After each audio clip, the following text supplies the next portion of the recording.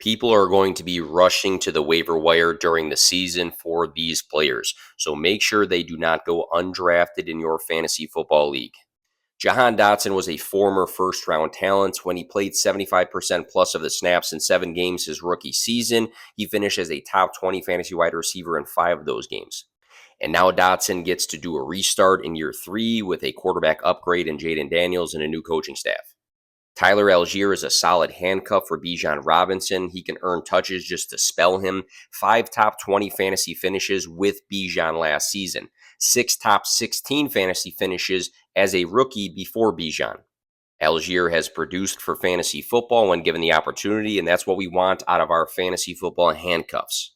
Wan'Dale Robinson in 2023, after tearing his ACL in 2022, finishes the wide receiver 24 in week 6, wide receiver 18 in week 9, wide receiver 10 in week 17. He led the Giants' receiving room in targets per game.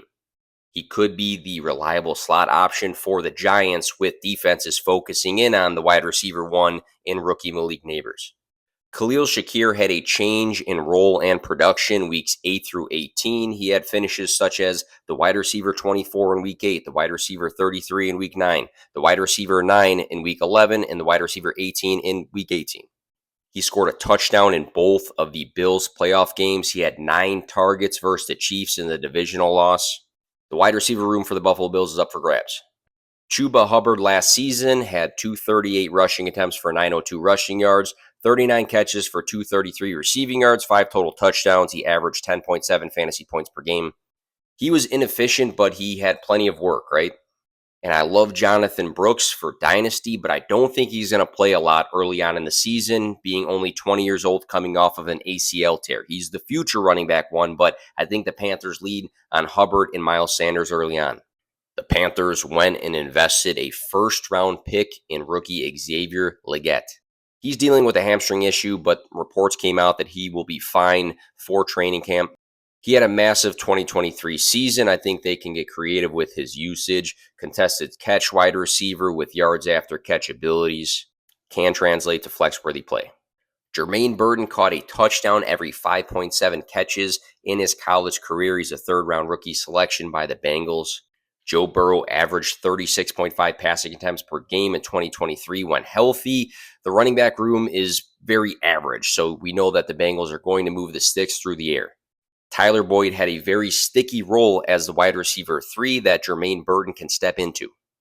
I'm not a huge fan of Rico Dowdle, but it's only him and Zeke for the Dallas backfield. Zeke has shown signs of decline. He's 28 years old. I think both of these guys can earn some touches in Dallas this coming season, and it's a good offense that's going to be in good scoring positions. And we look for these guys that are super, super cheap that might just touch the ball in a good offense.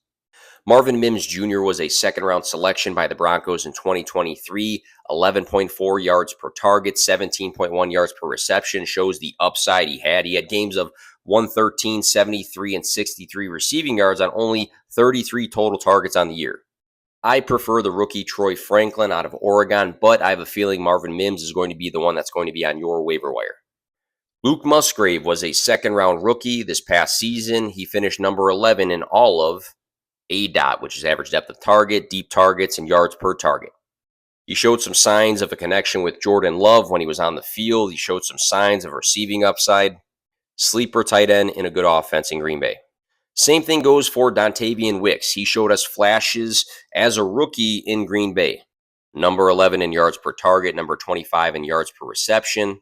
He finished as a top 27 wide receiver 3 times this past year. A.D. Mitchell is a second-round rookie for the Colts out of Texas. He finished 6 games in college in 2023 with 17-plus yards per receptions. That's what he does. He stretches the field. He's a big play waiting to happen. And Anthony Richardson actually has a pretty plus arm. He could earn that wide receiver 2 role as far as targets go behind Michael Pittman Jr. He'll fight Josh Downs for that. All of Keenan Allen, Mike Williams, Austin Eckler, and Gerald Everett are gone from the Chargers. Joshua Palmer had 3 top 12 fantasy finishes in 2023 through 10 appearances. He finished number 18 in yards per target and number 18 in yards per reception. Listen, I like Lad McConkey, the rookie, but Josh Palmer already has an established connection with Justin Herbert. I think if there's a this year's James Robinson, it could be rookie Kamani Vidal. Sixth round rookie, he had 1,132 and 1,161 rushing yards in each of his last two seasons. We don't know the status of J.K. Dobbins. What percentage is he truly at? Gus Edwards himself was banged up not super long ago, so you have to monitor that. But maybe it's the case of the rookie having the most juice heading into 2024. Blake Corum, you can look at the numbers there, 3,737 career rushing yards, 56 career receptions, 61 career total touchdowns. He carried national champion Michigan at times in 2023. He's a third-round selection by the Rams. Corum was just massively productive in college. I think he can compete with Kyren Williams for touches. There's three outcomes for this. Either number one, he beats out Kyren Williams. Number two, he creates a committee. Or number three, he is a handcuff. And I think in any one of those three scenarios, he's a good player to have on your roster. Demarcus Robinson, weeks 13 through 17 last season, finished as the wide receiver 21, the wide receiver 22, the wide receiver 26, the wide receiver 15, and the wide receiver 29 in fantasy points scored. The wide receiver 3 role for the Rams is actually valuable, especially seeing that Tyler Higbee tore his ACL and is probably not going to play for a good chunk of this coming season.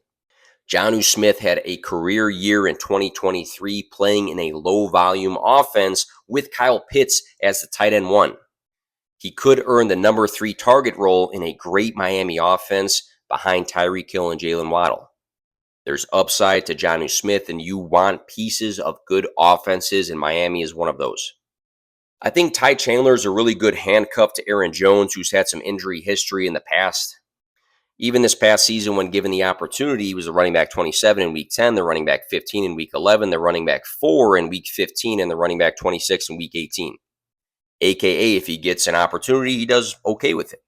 I'll speed through this one, but I like Jalen Polk and Demario Douglas to not be on your waiver wires. I prefer Polk, who was a second-round selection by the Patriots this past draft. It was the first move that they made following drafting Drake May in the first round. I truly think Polk can turn into the team's wide receiver 1 as a rookie. Highly productive 2023 season with Rome Odunze on the field, positive camp reports. He has that nice draft capital.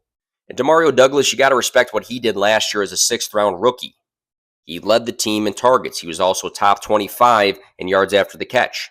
Antonio Gibson, also on the Patriots, can create a committee with Ramondre Stevenson. He's had 3 straight seasons over 40 receptions. In 2 out of 4 of those seasons played, he scored double-digit touchdowns. Running back 16, running back 17, and running back 28 in fantasy points per game in his opening 3 seasons.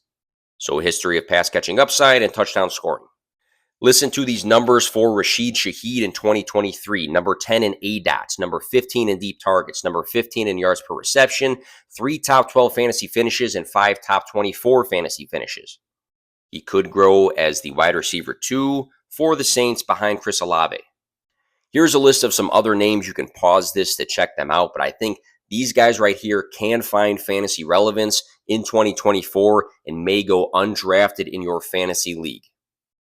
Be sure, if you got this far, to follow me wherever you saw this video or subscribe. I'm dropping fantasy football content in several different forms every day with the intention to help you guys play to win your leagues.